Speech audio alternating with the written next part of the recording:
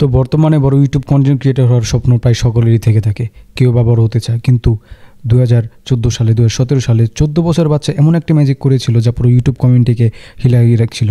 জি gaming নামে এক YouTube channel বাচ্চা খুলেছিল, যার বয়স ছিল শুধুমাত্র 12 বছর।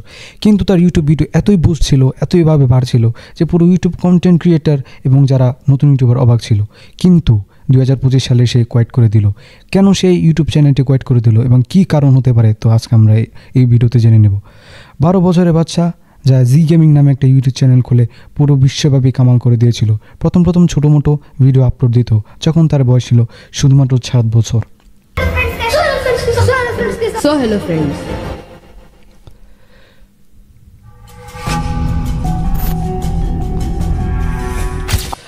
তো কাহিনীটা শুরু হয় 2017 সালে, যখন একটা ছোট বাচ্চা জি গেমিং নামে ইউটিউব চ্যানেল শুরু করে।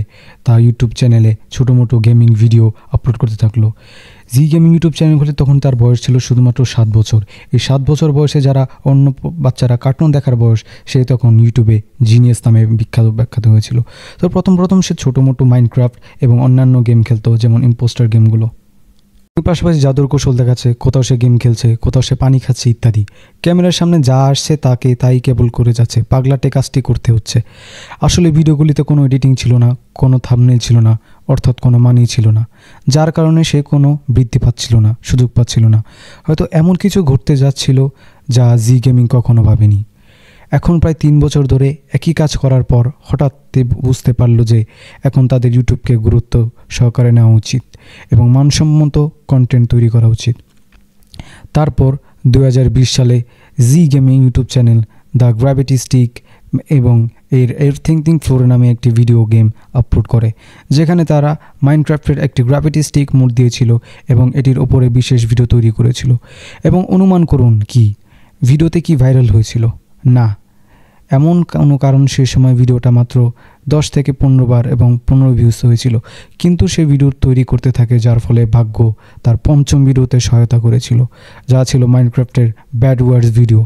কিন্তু জি গেমিং এই ভিডিওটি সম্পূর্ণরূপে ড্যাব বয়কে কপি করে তৈরি করেছিল। এবং 2020 সালে যখন ড্যাব বয় একজন জনপ্রিয় এবং কন্টেন্ট ক্রিয়েটর ইউটিউবার ছিল, আসলে ড্যাব বয় জি গেমিংয়ের সে ভিডিওতে মন্তব্য করেছিল, যার ফলে ড্যাব বয়ের অনেক দর্শক জি গেমিং ভাইয়ের কাছে চলে এসেছিল। ফলে সেও ভালো উৎসাহ পেয়েছিল। এত বৃদ্ধি দেখে জি গেমিং মনে করেছিল যে যদি তার ভিডিওতে ভাইরাল করতে চায় তাহলে তার ড্যাব বয়কে কপি করতে হবে। নিশ্চয়ই সে কপি করতে থাকে। অনেক ভিডিও দেখার পর সে বুঝতে পেরেছিল যে এখন তার নিজের একটা কিছু করা উচিত। কপি করা উন্নতি করা যায়, কিন্তু এখন পর্যন্ত সে ভালো দর্শক সংগ্রহ করেছে। কিন্তু এখানে পৌঁছানোর জন্য তার বড় ভাইয়ের গুরুত্ব ভূমিকা ছিল, কারণ তার বড় ভাই শুরু থেকে কন্টেন্ট ক্রিয়েটারে তাকে অনেক সাহায্য করেছিল। প্রায় অনেক দিন হয়ে যায়, এখন তার ইউটিউব চ্যানেল প্রায় 1 মিলিয়নের কাছাকাছি পৌঁছে যায়, যা বড় কন্টেন্ট ক্রিয়েটারকে হিলিয়ে রেখে দেয়। কিন্তু কোনো না কোনো কারণে একটি ভুল যথেষ্ট ছিল, সব কিছু ঠিকঠাক চলছিল। জি গেমিং তার শীর্ষে পৌঁছে যাচ্ছিল। 2022 এবং 23 তাদের জন্য একটি দুর্দান্ত সময় হয়ে উঠেছে, কিন্তু কিছু ভুল এই পুরো সাফল্যকে নষ্ট করার জন্য যথেষ্ট ছিল, যার মধ্যে প্রথমটি হলো পুনরাবৃত্তিমূলক অর্ধেক কপিরাইট কন্টেন্ট। তার দর্শকেরা একই ধরনের ভিডিও দেখে বিরক্ত হচ্ছিল, কোনো নতুনত্ব ছাড়াই একই গেম খেলছিলেন। এর সাথে তারা কেবল চ্যানেলটি কিছু তৈরি করছিলেন, অর্থাৎ তিনি কখনো তার ভাইয়ের সাথে রিয়াকশন ভিডিও তৈরি করছিলেন, কখনো তিনি ব্লগ তৈরি করছিলেন, কখনো শর্ট ভিডিও এবং বিভিন্ন অন্য মিক্সড ভিডিও তৈরি করছিল। জি গেমিংয়ের প্রতি অনুগত্য ছিল না, কারণ ধীরে ধীরে তার পতন হতে শুরু করে। এক পর্যায়ে এই সম্পূর্ণ সাফল্য শেষ হতে শুরু করে। দর্শকেরা এখন জি গেমিংকে ভুলে যেতে শুরু করে এবং তাদের ছেড়ে চলে যায়, যার কারণে শেষ পর্যন্ত চ্যানেলটি ডেড হতে শুরু করে এবং জি গেমিংয়ের একটি প্রতিষ্ঠিত ক্যারিয়ার শেষ হয়ে যায়। এখন তার ভিডিওগুলি ভালো ভিউ পাচ্ছে না, আগের মতো ধরে রাখা হয়, কিন্তু তার কারণে তিনি সম্পূর্ণ ক্ষতির মধ্যে চলে যাচ্ছিল। এবং শেষ পর্যন্ত সমস্ত সমস্যার কারণে 23শে ফেব্রুয়ারি 2025 ছিল যখন জি গেমিং চিরতরে ইউটিউবকে ছেড়ে দেয়।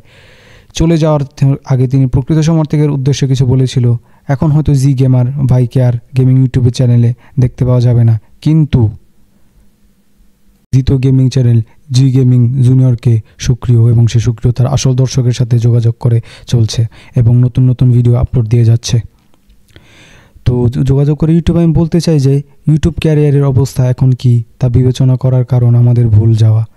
উচিত নয় যে সে এমন এক বয়সে এত কিছু অর্জন করেছে যখন বেশিরভাগ বাচ্চারা কেবল কার্টুন দেখতে ব্যস্ত ছিল। আসলে জি গেমার ভাইয়ের ক্যারিয়ার কেবল ইউটিউব দিয়ে শেষ না, কারণ আসল উড়ান এখনও বাকি আছে আমার বন্ধু। এই বলে সে ইউটিউব চ্যানেলকে বিদায় নেয় এবং সে নতুন ইউটিউব চ্যানেলে এখনও প্রতিনিয়ত ভিডিও আপলোড করতে থাকে, কিন্তু আগের মতো ভিউজ না আসার কারণে সে এখন কোনো আনন্দ পায় না ভিডিও মেকিং করতে। এভাবে শেষ হয়ে যায় একটি বড় ক্যারিয়ার ইউটিউব চ্যানেলে, যা জি গেমিং 12 বছর বয়সে পেয়ে গিয়েছিল।